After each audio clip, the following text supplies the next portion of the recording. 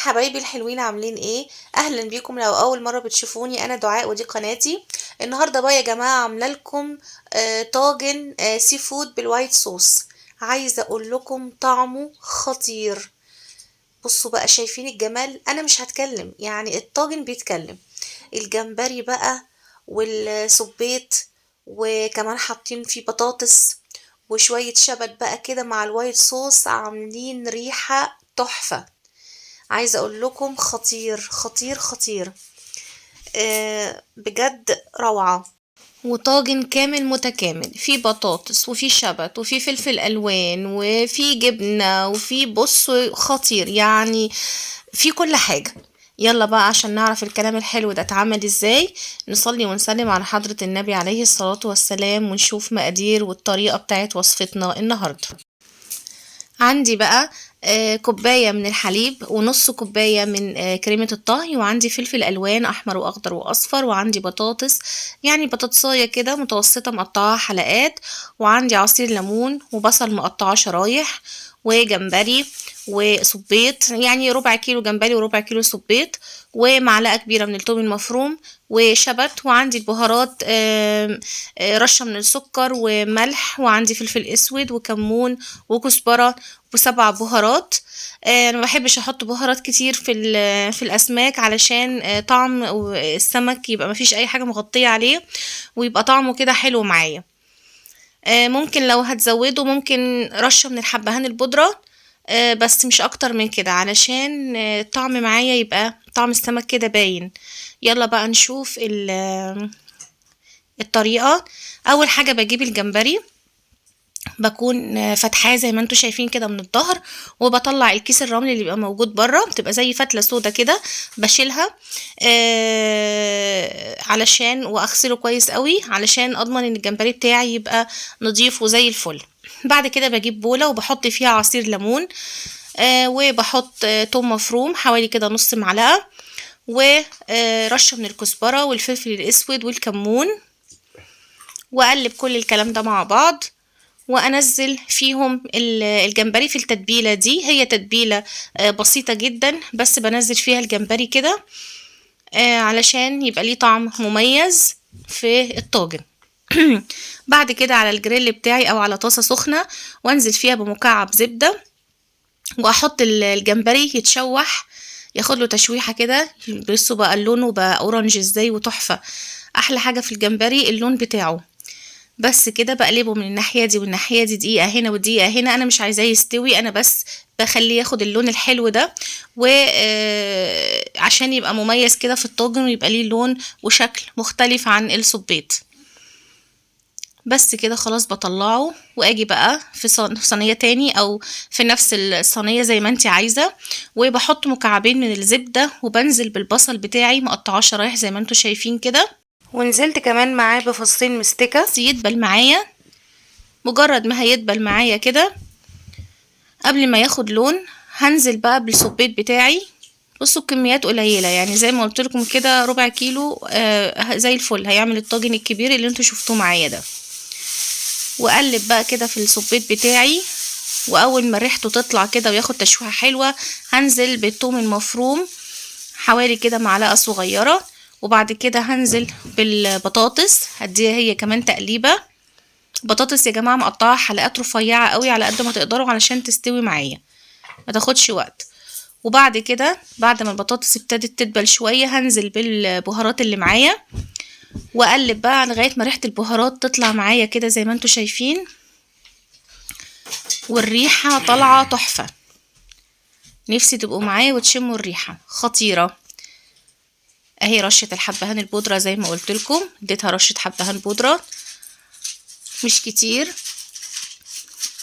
بس كده واقلب. وبعد كده اروح نازله على طول بالفلفل الالوان. لو مش متوفر عندك الفلفل الالوان مش موجوده، مش مشكله، الموجود عندك حطيه، هو بيدي شكل وبيدي طعم كمان حلو، بيدي تسكيره كده حلوه للطاجن. وبعد كده هنزل بالشبت اللي معايا، انا باخد الورق بس بتاع الشبت. وبعد كده هنزل بالجمبري، اخر حاجة، لان انا الجمبري مش عايزة النار يطول قوي في النار، لان الجمبري من الحاجات اللي لو طولت في النار زيادة عن اللزوم بتشد وبيبقى طعمها مش احسن حاجة. بس كده نزلت بالجمبري تقليبة صغيرة قوي كده خفيفة، ونزلت على طول بكوباية الحليب ونص كوباية الكريمة اللي معايا بالشكل ده. وبعدين هجيب نص كوباية من الحليب واحط فيها معلقة كبيرة من الدقيق، واقلب الدقيق كويس كده في الحليب، ادوبه كويس جدا بالشكل ده، وانزل بيه على الصينية بتاعتي. الدقيق هنا هيبقى يدي عملية ربط للصوص عشان يبقى متماسك شوية، ما يبقاش سايل. بصوا اول ما نزلت بيه الصوص ابتدى يربط معايا ازاي. هسيبه بقى يغلي معايا غلوتين كده علشان البطاطس معايا تستوي وكل حاجة تاخد من طعم بعض. فعلشان الصوص ما يتقلش زيادة عن اللزوم هضيف كمان كوباية مية. انا الكوباية اللي كان فيها الكريمة حطيت فيها مية وضفتها بالشكل ده زي ما انتوا شايفين معايا. بعد كده زي ما انتوا شايفين كده اهو ابتدى الصوص يتقل معايا وياخد اللون الحلو ده. كل الحاجات كده اخدت من طعم الكريمة والحليب، والصوص اتكثف معايا وبقى تحفة. والبطاطس دخلت في التسوية استوت وكل حاجة استوت. اجهز بقى الطاجن بتاعي وانزل بقى بكل الكلام ده في قلب الطاجن بالشكل ده.